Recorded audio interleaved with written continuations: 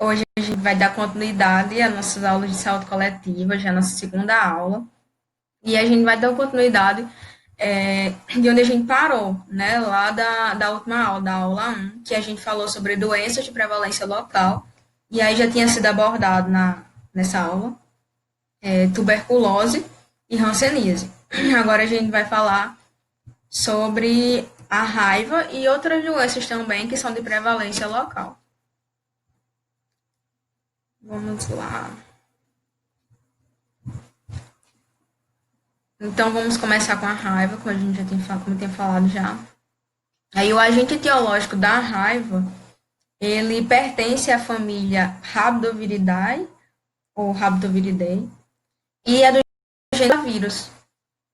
Sua sinonímia, ou seja, outros nomes com que também é conhecido, é encefalite rábica ou hidrofobia. Encefalite rábica porque o vírus ele pode acometer também o encéfalo e causar uma inflamação, né, do encéfalo. E a hidrofobia, porque geralmente quando a pessoa já está acometida pelo vírus, ela acaba, toda vida que ela vê água, toda vida que alguém oferece água para ela, ela acaba recusando, ela acaba se afastando. Por isso, hidrofobia. O reservatório é apenas mamíferos, né? Apenas mamíferos podem ser reservatórios do vírus da raiva e apenas mamíferos podem fazer essa transmissão do vírus. Então, apenas mamíferos transmitem e são acometidos pelo vírus da raiva. O modo de transmissão é justamente pela saliva, né? Pela penetração do vírus contido na saliva do animal infectado, seja por meio de mordedura, por meio de arranhadura, de lambedura. E tudo isso pode acontecer justamente quando acontece na lambedura de mucosas e ou peles lesionadas. Então, uma mordida, um arranhão, uma lambedura de um animal que está infectado em uma pessoa que está com a pele lesionada, então é muito fácil do vírus penetrar por meio da saliva. Ou quando o animal morde, né, que ali causa uma lesão e o vírus consegue entrar. Período de transmissibilidade nos cães e gatos.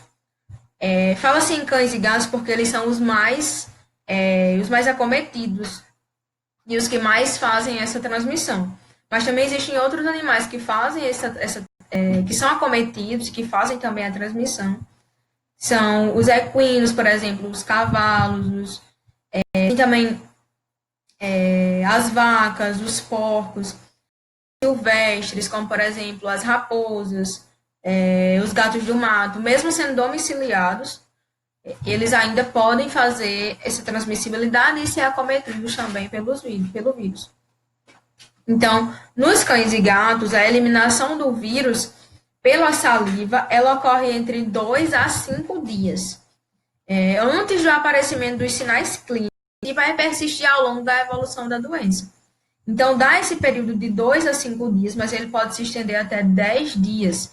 Então, quando a pessoa ela é mordida ou arranhada, por exemplo, por um animal que está, como é que eu posso dizer? Suspeito, por um animal que está suspeito de ter o vírus da raiva, então é recomendado que esse animal ele fique em observação por até 10 dias. Então, um período de 5 dias é o período que ele vai estar transmitindo a doença. E aí, ele pode levar até 10 dias. Por quê? Porque pode ser que ele tenha mordido a pessoa e ele não esteja apresentando nenhum tipo de sintoma, ele ainda esteja assintomático, mas já esteja com o vírus inoculado. Então, ele já pode estar fazendo essa transmissibilidade, ele pode estar, sei lá, no segundo dia. E aí dá um período de até 10 dias para fazer essa observação, mas geralmente no quinto dia, um animal que já está acometido, ele já vai morrer. Geralmente os animais morrem, quando eles já estão doentes, eles morrem em torno de até 5 dias. Mas aí, por exemplo, dá um período de até 10, porque pode ser que esse animal continue sem apresentar sintoma, pode ser que esse animal ele apresente algum tipo de, por exemplo, desaparecer, né? Então, é importante fazer esse acompanhamento desse animal. Enfim, aí o período de transmissibilidade é em torno de 2 a 5 dias. E aí existem os métodos diagnósticos, certo? Que Por exemplo, vai para fazer esse método diagnóstico. Algumas coisas, como por exemplo a saliva. Então vão ser coletados que quantidade de saliva? 2 ml, certo? E aí essas coletas, no caso da saliva, elas vão ser diariamente, ou seja, no período de 7 dias, durante uma semana, né? Diariamente, durante uma semana, 7 dias, até o segundo dia de envio ao Instituto Pasteur, enfim, como queira chamar. E aí esse instituto é um instituto que faz a análise das amostras coletadas, certo? E aí, então, a saliva ela vai ser coletada 2 ml durante 7 dias, ou seja, coletas diárias durante uma semana, até o segundo dia de envio, né, ao Instituto. O LCR, o líquido cefalorraquidiano, ele também vai ser coletado 2 ml, duas coletas durante uma semana, ou seja, 2 vezes só em uma semana. E aí na segunda e na quinta-feira. Mas por que é na segunda e na quinta-feira? Porque geralmente os locais que fazem essa coleta, eles têm um padrão nos dias de envio. Então, geralmente enviam-se nas segundas e nas quintas. Mas existem outros também que fazem em outros dias, como nas terças, nas sextas. Enfim.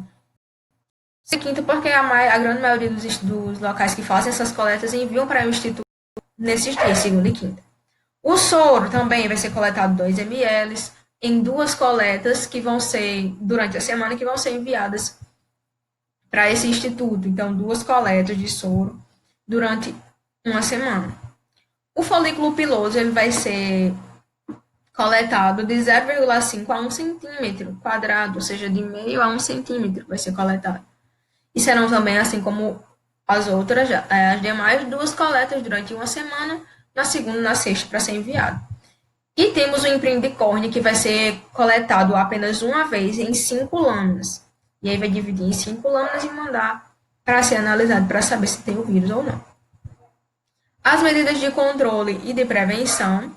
A primeira nós temos a vacina antirrábica, certo?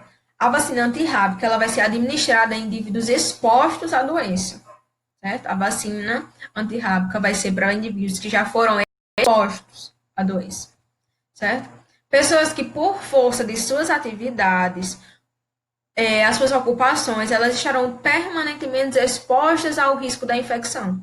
Então, essa vacina, ela tanto vai ser para pessoas que já foram expostas à doença, como para pessoas que, por causa do seu trabalho, ela vai ser exposta permanentemente ao vírus.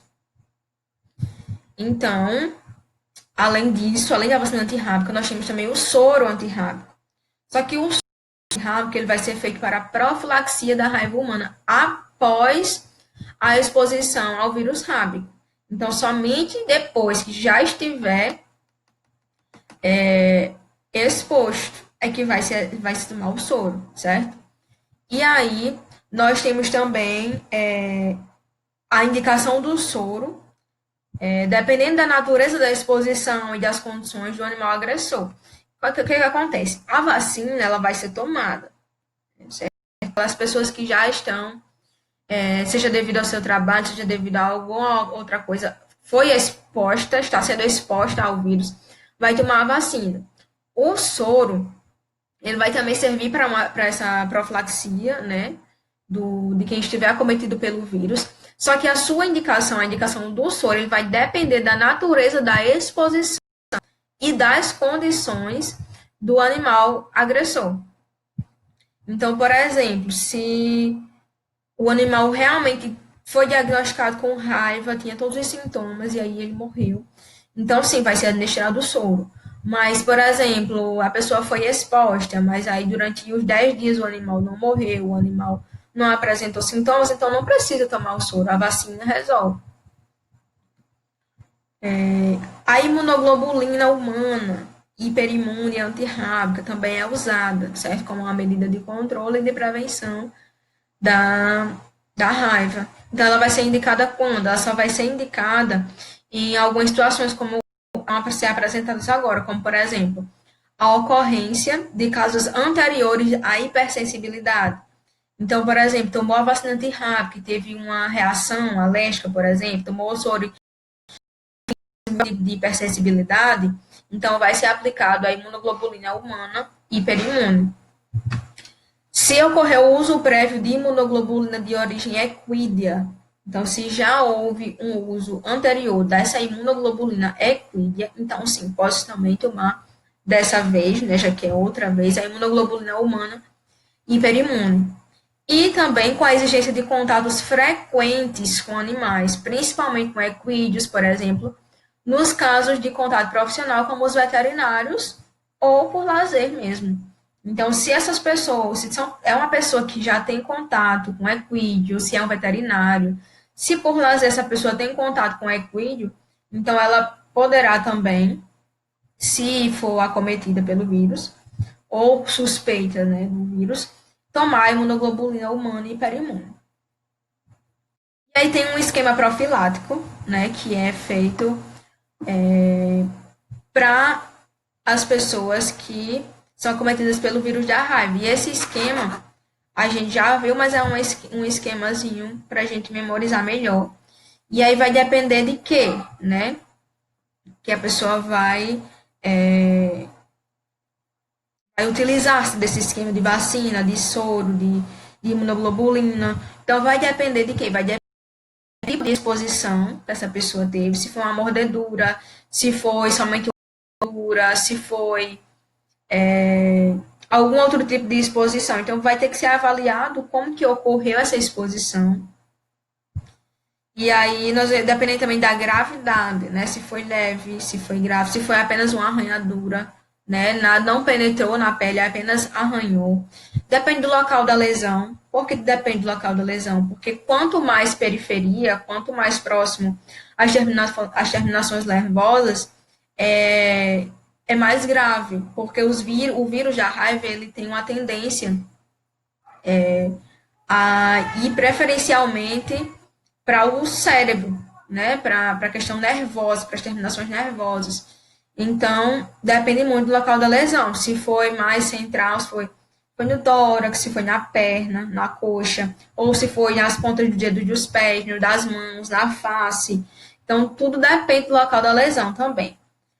Das condições do animal, se o animal está assintomático, já faz, sei lá, 7 dias, 8 dias, 10 dias. Se esse animal, ele desapareceu, se esse animal era meu, e aí do nada ele desapareceu. Ou então ele morreu, ou então o animal não era meu, o animal era de rua, eu ia passando e ele acabou me atacando. Então, depende das condições desse animal e da evolução clínica, né? Se esse animal vai continuar sem sintomas, como eu já falei, se ele vai melhorar, enfim, depende dessas coisas para poder iniciar o esquema. A gravidade dos acidentes, né? Eles vão ser acidentes leves e acidentes graves, certo? E aí vão ser acidentes leves quando? Quando os ferimentos eles forem superficiais, né? Pouco intensos, geralmente eles são únicos, apenas um, em troncos e membros, exceto em, como eu falei, em mãos, em polpas digitais, em plantas dos pés, justamente porque tem terminações nervosas ali, né? Então, os ferimentos sendo superficiais, não sendo em palma de mão, em planta de pé, na face, nas polpas digitais, então é leve. Então, pode acontecer em decorrência de mordeduras, arranhaduras, causadas tanto por unha quanto por dentro.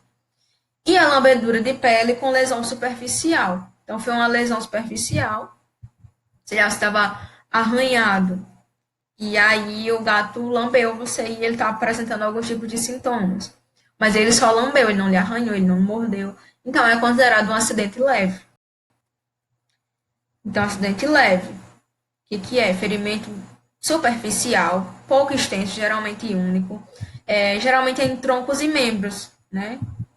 Podem acontecer em decorrência de mordedura, lambedura, seja por unha, seja por dente. E a lambedura geralmente em lesões superficiais. Então, foi de forma superficial, é um acidente leve. Já os acidentes graves geralmente acontecem aonde? Na cabeça, na face, no pescoço, nas mãos, polpas digitais. Tem terminação nervosa, mais facil, que a terminação nervosa é mais facilmente atingida, então vai ser acidente grave. Então, ferimentos profundos, múltiplos ou extensos, qualquer região do corpo, né, sendo em qualquer região do corpo e sendo profundo, não sendo superficial, é um acidente grave. Lambedura de mucosa, lambedura de pele, que já existe uma lesão grave, ferimento profundo causado por unha de animal e qualquer ferimento causado por morcego. Lembrando que morcego é um mamífero e sim, ele também transmite a raiva, né? Então, acidente grave é tudo aquilo que for profundo, né? E também que atinge a terminação nervosa, como cabeça, face, pescoço, mão, pé. Então, todos esses locais, eles são considerados graves. E aí, as condições do animal agressor, né? Seja um cão ou seja um gato, é outro daqueles animais, né, que a gente já citou. Por exemplo, cão ou gato com suspeita de lesão no momento da agressão. Então, no momento que ele agrediu, ele estava suspeito de raiva, então isso é uma condição para ser suspeito, né? Cão ou gato clinicamente suspeito de raiva no momento da agressão.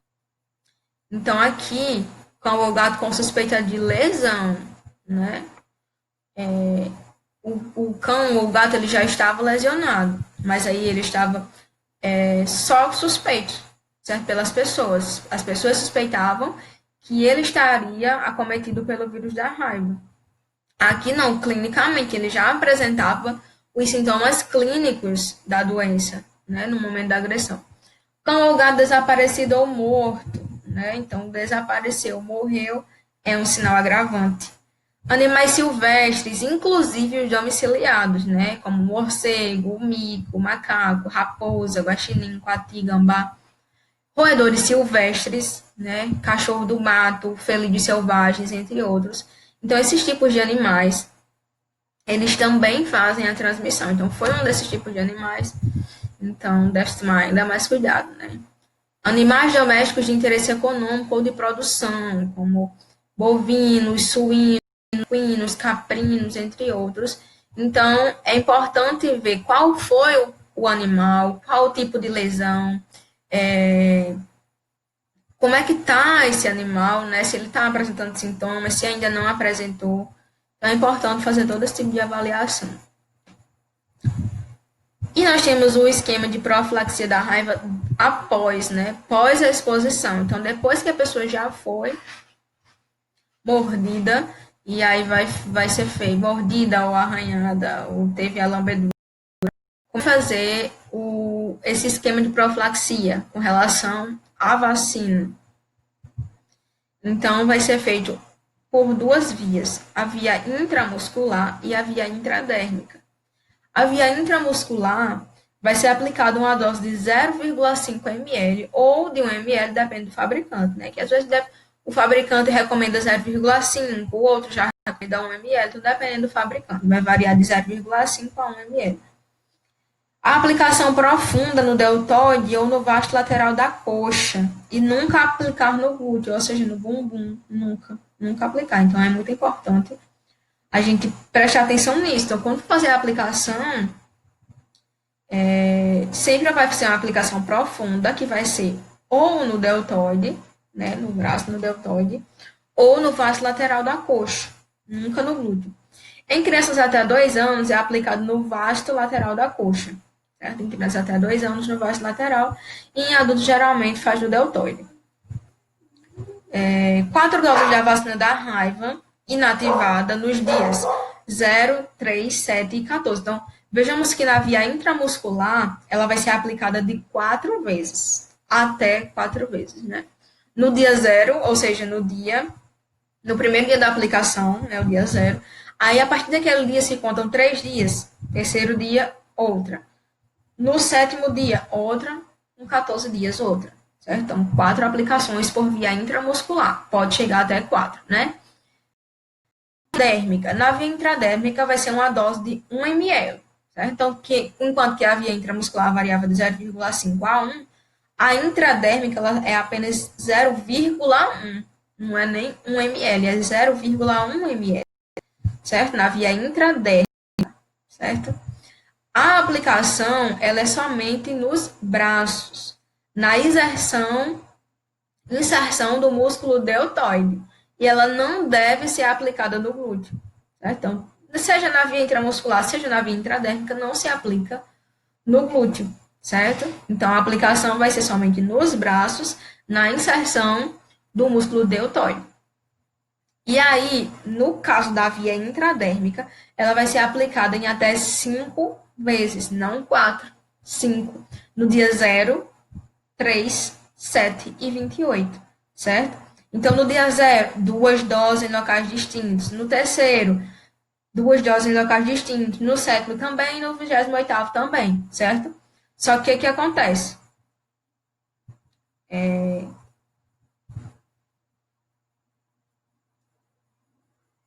Vai ser aplicado, perdão, não era em 5, era em 4.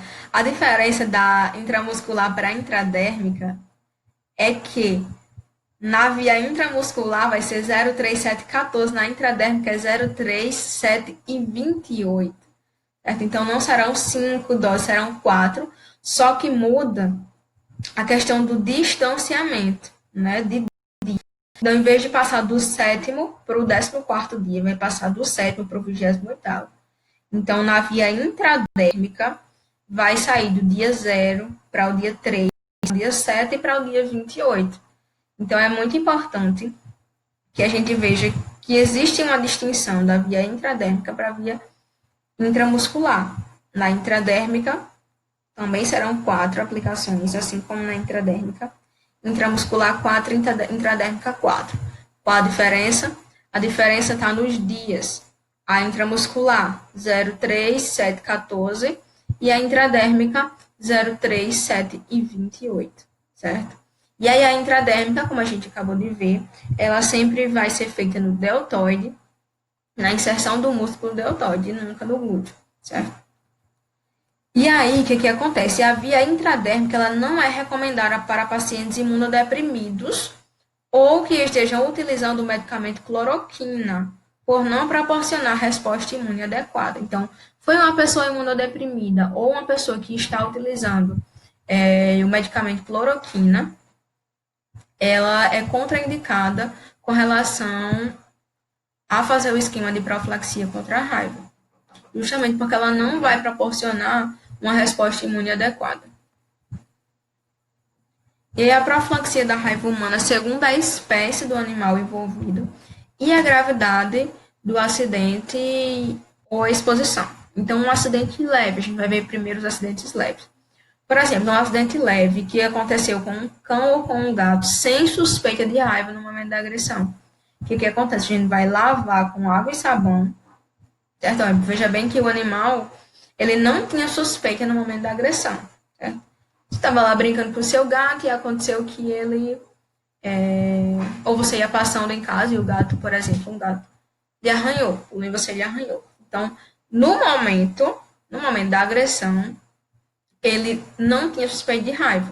Então, o que acontece? O que você vai fazer? Vai lavar o ferimento com água e sabão, vai observar o animal durante 10 dias depois desse acontecido.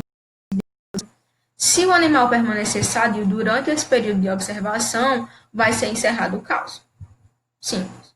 Se o animal morrer, desaparecer ou se tornar raivoso, vai ser administrado 4 doses da vacina, nos dias 0, 3, 7 e 14. Então, 0, 3, 7, 14 é por via intramuscular, como a gente viu. Se o cão ou o gato ele for clinicamente suspeito de raiva no momento da agressão, então o que vai fazer? Ainda assim será um acidente leve, porque foi algo superficial, né, a lesão. Então o cão ou o gato estava clinicamente suspeito, e aí vai ser feito o quê? Lavar com água e sabão, iniciar o esquema profilático com 2 doses, uma no dia 0 e uma no dia 3, certo? Começa com apenas 2. Vai ser observado esse animal durante 10 dias depois da exposição. E se a suspeita de raiva for descartada depois do 10º dia de observação, vai ser suspendido o esquema profilático e vai ser encerrado o caso.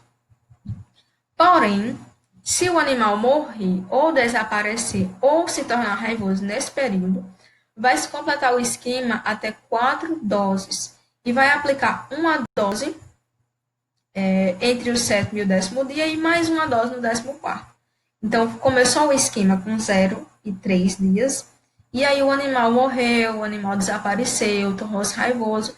Então, o que vai acontecer? Vai completar o esquema para o 7º dia, que pode ser aplicado entre o 7º e o 10º, e a última no 14º dia. Se o gato ou o cão for raivoso, desaparecido ou morto, se for um animal silvestre, inclusive aqueles em domicílio, né? Tem gente que gosta de criar cachorro do mato, gato do mato. Animais domésticos de interesse econômico ou de produção, né? Como cavalos, vacas, porcos. Se for algum tipo desses animais e eles tiverem desaparecido, se eles tiverem morrido logo após a agressão, que acontece? Vai ser feito a lavagem com água e sabão do local e vai imediatamente iniciar o esquema profilático com as 4 doses de vacina, né, administrada nos dias 0, 3, 7, 14, ou seja, por via intramuscular, como a gente já viu. Então, o que acontece? Tem esses 3 jeitos, né, nos acidentes leves, 3 maneiras de se prosseguir de acidentes leves. Seja um cão ou um gato, um animal com sem suspeita de raiva no momento da agressão, cão ou gato clinicamente suspeito no momento da agressão, e cão ou gato ou algum outro tipo de animal que já tenha morrido logo após a agressão, né? Seja morto ou desaparecido, ou for um animal silvestre. Então, se for algum tipo desse caso, então a gente vai, de acordo com cada caso, vai ser analisado e vai ter uma conduta diferente. Enquanto que nos acidentes leves, quando o animal não tem nenhum tipo de suspeita, a gente, fazer a observação desse animal durante 10 dias, a gente não vai ter aplicação, né? Só vai ter aplicação quando o animal morreu, desapareceu, se tornou raivoso, né? Aqui, quando ele está clinicamente suspeito, vai ser feito 2 doses, e aí vai ser observado durante o período de 10 dias, e aí se morrer ou desaparecer, ou se tornar raivoso, completa com as 4 doses. Já no terceiro caso, quando o animal ele já está raivoso, desapareceu, morreu, foi um animal silvestre, já vai se iniciar com as 4 doses. Porque não tem como saber se esse animal estava desaparecido, não tem como saber se esse animal estava ou não infectado. Então, na dúvida, acaba fazendo o esquema de profilaxia. E aí, nós temos a profilaxia com relação aos acidentes graves, né? A gente viu os acidentes leves, e agora a gente vai ver os casos em acidentes graves. Acidente grave, que é justamente quando existe, quando atingiu a parte periférica, né? Mão, pé, pescoço, face. Então, atingiu esses lugares e foi de forma profunda, é um acidente grave. Então, um acidente grave com cão e gato, tem suspeita de raiva no momento da agressão, o que faz? Lava com água e sabão, inicia o esquema profilático com 2 doses. O grave, mesmo sendo um animal sem suspeita, já inicia com 2 doses, uma no dia 0 e uma no dia 3. Vai ser observado esse animal, como a gente já viu, durante um período de 10 dias após a exposição. Se a suspeita de raiva ela for descartada depois desse período de 10 dias, vai ser suspendido o esquema profilático. Então, tomou 2 doses no dia 0 e no dia 3, e aí esse animal, durante esse período de 10 dias, não apresentou nenhum sintoma, então descarta o esquema, se suspende o esquema profilático e encerra o caso. Porém, tomou as 2 doses, observou o animal e nesse período ele morreu, desapareceu ou se tornou raivoso, então se dá continuidade ao esquema profilático, administrando também o soro e completando o esquema de 4 doses. Então, nos acidentes graves, eles são administrados, além da vacina antirrábica, também o soro. E aí, quando o soro ele só é administrado quando existe esse período de 10 dias e o animal morreu, desapareceu, apresentou sintoma, e foi grave, né, foi um acidente grave, então vai ser administrado o soro, e além do soro vai ser completado o esquema para as 4 doses. Então, 0, 3, que já foi administrado, o 7º que vai ser entre os 7 e 10 dias, pode ser, e o 14º dia. Então, via intradérmica, vai ser feito esse cuidado. Pode ver os acidentes graves com animais que, no momento da agressão, estavam sem sinais e sintomas. Aqui já é um acidente grave com um gato ou clinicamente suspeito de raiva no momento. Ele já estava suspeito clinicamente de raiva no momento da agressão. E era um acidente grave. Então, o que vai fazer? Vai lavar com água e sabão, iniciar o esquema profilático com soro, já inicia com soro, ou imunoglobulina, em 4 doses de vacina, nos dias 0, 3, 7 e 14. Então, foi um cão ou um gato clinicamente suspeito, no momento da agressão, estava suspeito de raiva, e foi um acidente grave, ou seja, atingiu as roupas digitais, os pés, a cabeça, o pescoço, atingiu isso, e o animal já estava clinicamente suspeito no momento da agressão, vai fazer o quê? Lava com água e sabão o local e, na sequência, inicia o esquema profilático já com soro e imunoglobulina. Além disso, também se administra as 4 doses da vacina nos dias 0, 3, 7 e 14. Vai ser feita a observação desse animal, assim como nos outros casos, no período de 10 dias depois da exposição. Se a suspeita de raiva ela for descartada após o 10º dia de observação, suspende-se o esquema profilático, que encerra o caso. Se o animal morrer, desaparecer, se tornar raivoso, vai completar o esquema com as 4 doses, né? Por exemplo, iniciou o esquema, aplicou 0, aplicou no dia 3, aplicou no dia 7, e aí antes do 14º dia, esse animal parou de apresentar, esse animal não apresentou sintoma, ele não progrediu, ele não desapareceu, se observou ele está bem, encerra o caso. Ele estava bem, encerrou o caso. Só que se aí chegou o 10º dia, passou, ou então antes disso, o animal morreu, desapareceu, ou se tornou raivoso, então vai ser necessário dar continuidade e completar o esquema com as 4 doses. Aplicar uma dose entre o 7º e o 10º dia e uma dose no 14º, certo? Agora, dando continuidade aos acidentes graves, vai ser um cão ou um gato raivoso, desaparecido ou morto, animais silvestres, inclusive os domiciliados, e animais domésticos de interesse econômico de produção, certo? E todos esses animais, no caso, com acidentes graves, né? Junto com um acidente grave, né? Mão, face, pescoço, pé. E aí aconteceu isso com um desses animais. Eles estavam raivosos e foi um acidente grave. Vai ser lavado com água e sabão. Vai ser iniciado imediatamente o tratamento profilático com soro e imunoglobulina e as 4 doses de vacina administradas nos dias 0, 3, 7 e 14.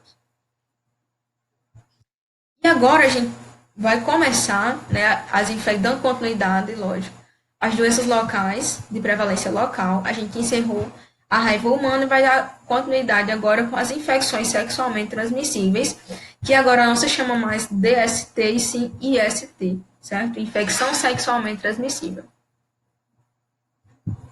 Então, a gente começa, dessas infecções, a gente começa pelo HIV, né? E aí o HIV é transmitido de forma vertical, sanguínea e por leite materno também. O diagnóstico ele é feito por meio de testes, que são alguns desses testes, por exemplo, tem o teste ELISA, tem o teste imunofluorescência indireta, o Western blot, o imunoblot e testes rápidos, também testes moleculares. Então, esses testes, eles podem estar detectando o vírus do HIV.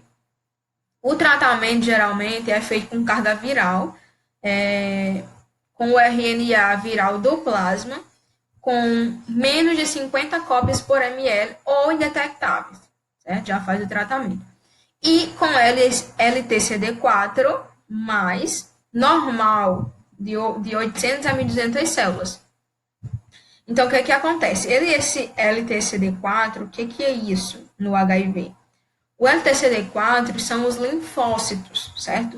Os linfócitos que serão medidos. Por quê? Porque o vírus do HIV, o órgão, os linfócitos TCD4, eles são os alvos do vírus do HIV.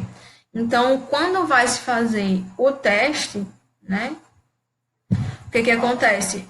É avaliado os níveis de LTCD4 para só então fazer o tratamento, certo? Então, vai variar os níveis de LTCD4 normais de 800 a 1.200 por milímetros cúbicos, mas até 500 células é considerado normal. Agora, abaixo de 500 já é considerado, já é suspeito, né, de contaminação. Porque esse LTCD4, quando se faz a contagem, elas são células de defesa, né, são os linfócitos. Então, quando está muito baixa a contagem, quer dizer que existe uma deficiência, né, naquela pessoa.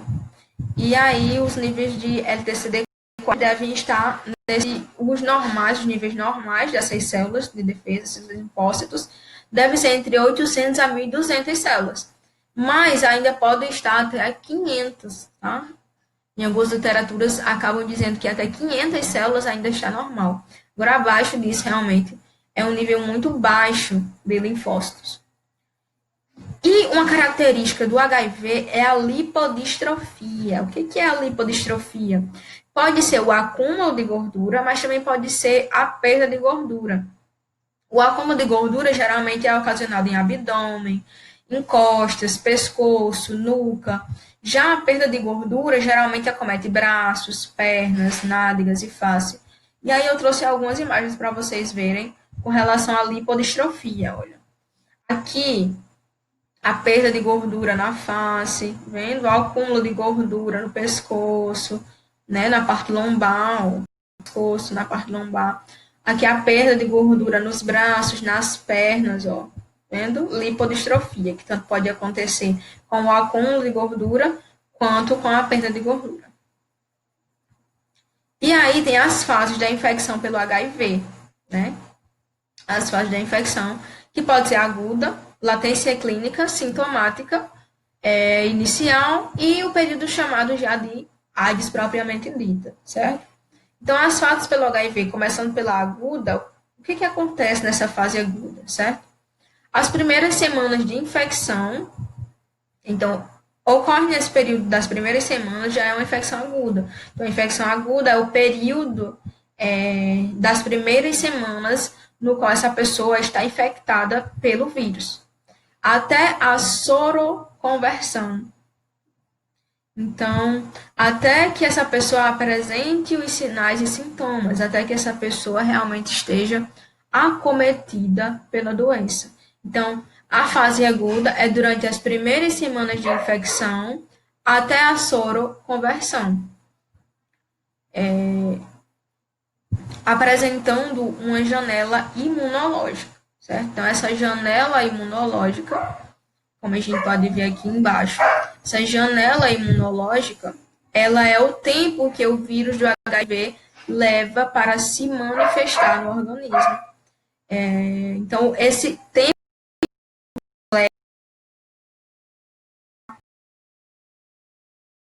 infectável primeiras semanas de infecção até que exista a parte de adoecimento, até que o vírus possa ser detectado no organismo, é chamado de janela imunológica e está na fase aguda da doença. A latência clínica, ela acontece quando existe uma alta interação das células de defesa e existe uma alta mutação dos vírus. Então, a latência clínica é quando o vírus ele já está instalado, né, no organismo e existe uma interação entre as células de defesa e começa a parte de mutação do vírus. O exame clínico normal, ele vai se apresentar normal, exceto pela linfadenopatia que pode persistir. Então, na latência clínica vai existir quando for fazer o exame, ainda não vai ser detectado, né? Vai existir apenas uma interação daquelas células e mutações no interior do organismo, mas os exames clínicos eles vão dar normais. A não ser pela linfadenopatia, que são essas imagens aqui, ó. A linfadenopatia é o inchaço dos linfonodos. Alguns para vocês terem uma noção do que seria essa linfadenopatia. Nós vamos para a sintomática inicial, que vai começar com a redução acentuada dos linfócitos TCD4+. E aí é o que eu já tinha comentado anteriormente, os linfócitos TCD4+, eles normalmente são as células de defesa, né, que o vírus do HIV ele vai estar cometendo. E aí, quando essas células elas têm uma redução acentuada, quando elas estão, por exemplo, abaixo de 500, quando elas apresentam um número de 200, de 300, como fala aqui mais abaixo, quando está entre 200 e 300 células por metro cúbico, então já é considerado uma sintomatologia do HIV. Então, a pessoa já apresentou a linfadenopatia e, na sequência, né, logo após, ele vai começar a apresentar uma sintomatologia, que inicialmente começa com as células de defesa diminuindo. E as células, no caso, que são medidas são os linfócitos TCD4, que devem estar, né, entre 800 a 1.200 e algumas literaturas até 500. E aí, ele estando entre 200 e 300, acaba que já é um sintoma inicial. E a AIDS, propriamente dita, ela acontece como uma infecção oportunista, né? Geralmente, não é que ela acontece como, mas quando a pessoa já está com a AIDS, o sistema imunológico ele já está muito debilitado, né? Então, os linfócitos TCD4, eles já estão bem abaixo do que 200, eles já não estão entre 200 e 300, eles já estão bem menos do que 200, né? Então, aí, a partir de então, por o sistema imunológico já estar muito debilitado, surgem as doenças oportunistas. E quais seriam essas doenças? Por exemplo, a neurotoxoplasmose, a neurocriptococose, o citomegalovírus, a pneumocistose. Então, a neurotoxoplasmose, por exemplo, é uma infecção no cérebro, né? O citomegalovírus, ele é um dos vírus causado por um dos vírus da família da herpes, do vírus da herpes, né? Então, tuberculose também são doenças oportunistas, doenças que aproveitam o sistema imunológico baixo e acabam acometendo o indivíduo. E aí, existem algumas coisas que a gente pode estar fazendo para fazer, por exemplo, a identificação da doença do HIV ou AIDS. A prova tuberculina, por exemplo, que é feita em pacientes com suspeita de TB, também é feito em pacientes com HIV, justamente por esses pacientes apresentarem o sistema imunológico muito baixo. Então, é feita a prova tuberculina para fazer a identificação de uma infecção latente, ou seja, de uma infecção que ainda não apresenta sinais, mas que já pode ser detectada, né? Infecção latente.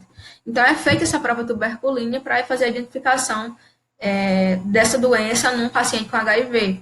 Existiam os marcadores para fazer o desenvolvimento dessa tuberculose, e todos os pacientes com HIV, eles fazem os exames justamente para saber se eles estão contaminados ou não pelo micobactério tuberculose. É realizado em todas as pessoas que vivem com HIV, sejam eles assintomáticos para tuberculose, com prova tuberculina menor do que 5 milímetros, e isso é repetido anualmente. Então, adultos e adolescentes com HIV, eles podem receber também imunizações, ou seja, vacinas com bactérias vivas, de bactérias ou de vírus atenuados. Então, esses adultos ou adolescentes que têm o HIV, que estão acometidos pelo HIV, eles podem sim receber imunizações com vacinas que contenham bactérias ou vírus vivos. Se o LTCD4, né, que é o que vai medir a questão da imunidade, são as células, se essas células tiverem maior do que 350 células por milímetros cúbicos, por exemplo, Se o LTCD4 ele tiver entre 200 e 350, entre 200 e 350 células de LTCD4, vai ser feita uma avaliação para saber se essa pessoa é acometida pelo HIV, se ela pode ou não receber essa vacina. Porém, se tiver menor do que 200, não vai ser vacinada, certo? Então, maior do que 200, o número de células LTCD4, recebe a vacina. Se tiver entre 200 e 350, vai ser avaliado para ver se pode ou não tomar, né? Vai avaliar o risco-benefício. E se tiver menor do que 200 células, então não vai ser vacinado. As vacinas não vão ter contraindicações. Não vai ter nenhum tipo de contraindicação para tipo de vacina a ser administrada a esse paciente. A contraindicação, no caso, não é da vacina, e sim de como a pessoa se apresenta, como o estado imunológico da pessoa está. E aqui são algumas vacinas que podem ser administradas, né, de vírus vivos, vacinas com vírus vivos. Tem a poliomielite oral, a polio, né?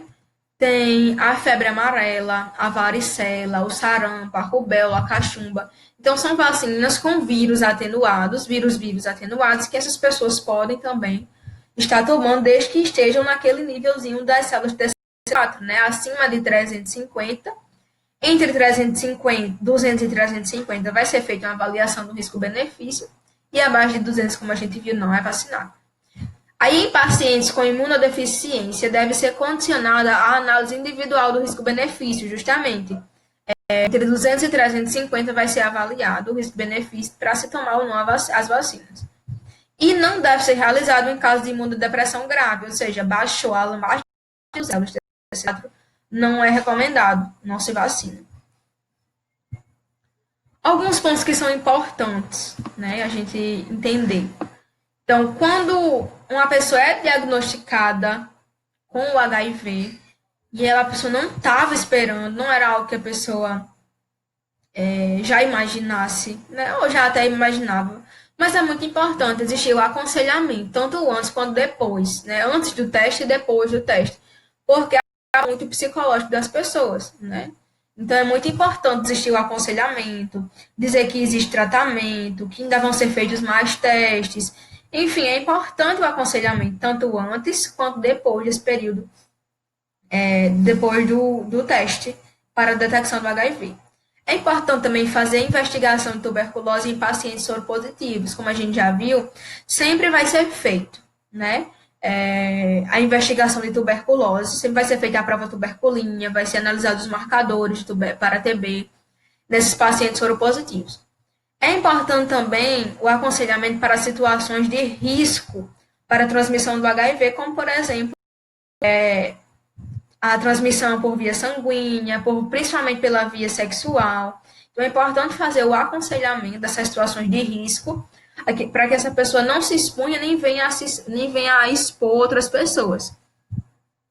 A vacinação dos pacientes soropositivos, salvo as exceções, então esses pacientes precisam ser vacinados, eles podem ser vacinados, é importante para a imunidade deles, desde que eles estejam, né, acima de 350 células de TCD4, né, que a imunidade deles sejam boa. Abaixo de 200 não vacina. E como a gente viu, entre 200 e 350 vai ser avaliado o risco-benefício dessa vacinação. O início precoce da terapia antirretroviral, então o TARV é a terapia antirretroviral, que é o início das medicações, né? Então, é importante começar o quanto antes. Foi diagnosticado, então já se inicia logo a TARV, né? A terapia antirretroviral. É importante também a profilaxia da transmissão vertical do HIV, né, da mãe para o feto, e iniciar a TARV em todas as gestantes, todas, independente da situação de contágio de LTCD4. Então, é grávida, independente da contagem das células, ela precisa iniciar o esquema de terapia antirretroviral, né? Precisa iniciar logo o TARV, só por ser gestante, aliás. Por ser gestante, não só. Mas por ser gestante, ela corre um risco maior de transmitir para o feto. Então, para não ocorrer isso, se inicia de imediato nas gestantes, independente da contagem de LTCD4.